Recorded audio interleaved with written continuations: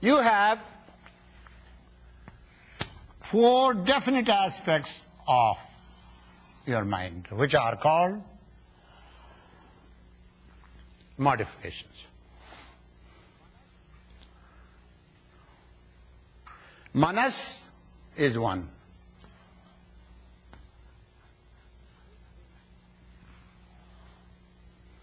Buddhi,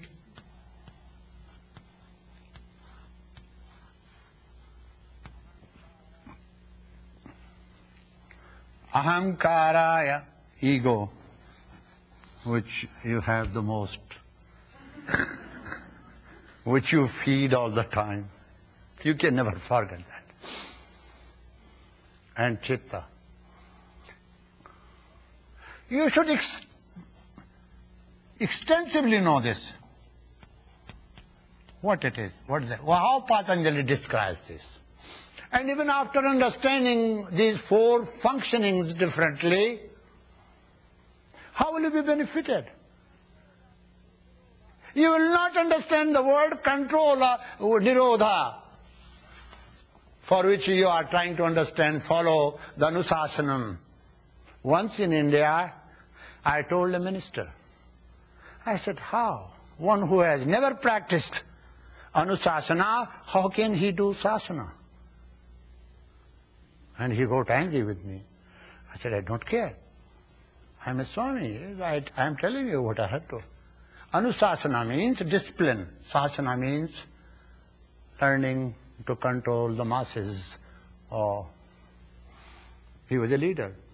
I said, how can you be leader without being disciplined? You are not disciplined. So you cannot make a good leader. So you will mislead the masses. So andhena niyamana yathanda. As the blind leads the blind, so you are doing the same thing. He was very angry with me. He said, I'll take police action against you. I said, that you can do, because you have police under yourself. But you will not practice Anusasana, that's what I want. You will not understand the word control of Chitta-vritti Nirodha, because no yogi has Chitta-vritti Nirodha. The moment he has, he is in Samadhi. No students have Chitta-vritti Nirodha, none of you have. So when none of you have, how will you say what it is? What do you mean by? The Sutra says Chitta-vritti Nirodha. These are four Chitta-vrittis. What do you mean by Nirodha here?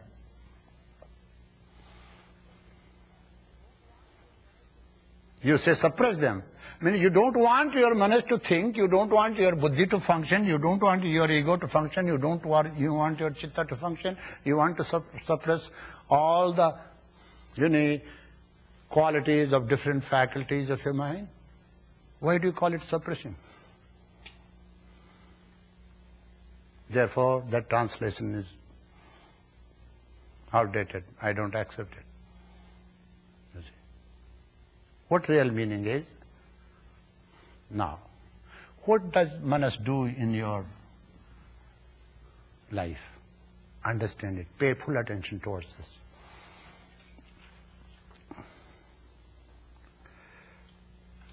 Your body is like a workshop. Now, in the workshop, there is somebody who is responsible for importing things and exporting things. He is the manager of exports and import of the factory that is called your body.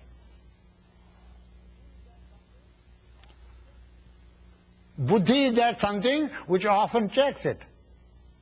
It's the cashier, it's the accountant, it's CPA that tells you don't have that much capacity, don't do that. Don't export too much, don't import too much, we don't have that much money. The financial advisor within you, a very important post. So manas never learns to listen to buddhi. So remember, the firm, the factory which does not listen to the advice of the accountant can never run for a long time. Let me tell you that. If you want to be successful in the world, in business, you will have to learn to understand the accounting. From where accounting comes in yoga? There comes. Don't forget that there is a sound philosophy behind this science that is called Sankhya. Sankhya philosophy. Samyak akhyate, that which explains the whole. Your relationship with the universe, your very existence and existence with the Absolute. The most ancient science on the earth is Sankhya philosophy, which is called digital philosophy also, from where springs mathematics. Therefore, in yoga science, there is serious mathematics. You have to be a great mathematician if you want to be a good yogi. You see? You will have to understand how your buddhi is functioning. If your buddhi is prepared, sharpened enough to follow, to teach manas. Is manas listening to your buddhi or not? I know that I should not do something which is not to be done, yet I am doing because of bad manas. I am listening to my buddhi and I understand that my buddhi is right. Many times you know that you are not doing that is not to be done. You should not do something, yet you do. Why? Because manas has led you to form the habit patterns, and even you know buddhi is telling you and you are not listening. It means there is no perfect coordination between buddhi and mind, between the two faculties. So first of all, you will have to train your intellect, that is called buddhi, which discriminates, which judges, which decides, so that your mind functions well, which can import and export according to your capacity.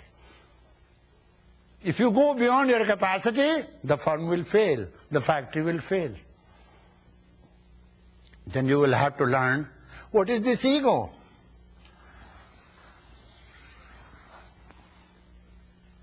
Great deceptions, a mire of delusion, have been created by this ego.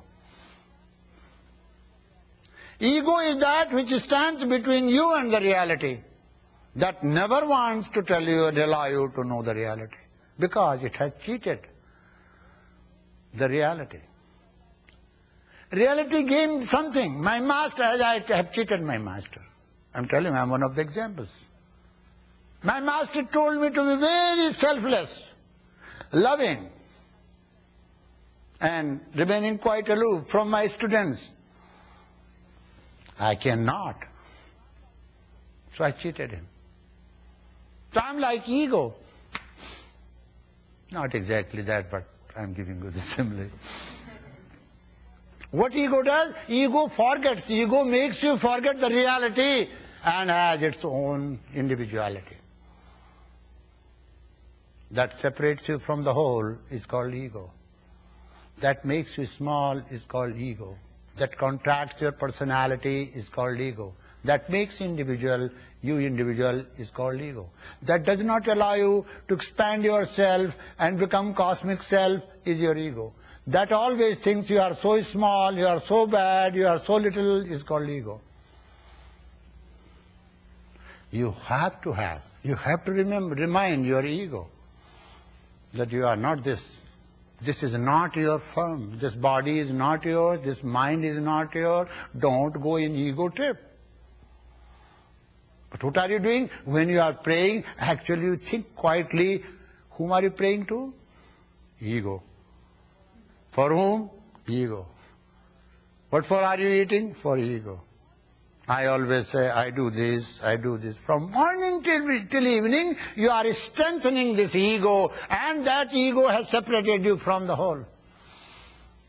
That's why the yogis say, highest of yoga is to surrender that ego.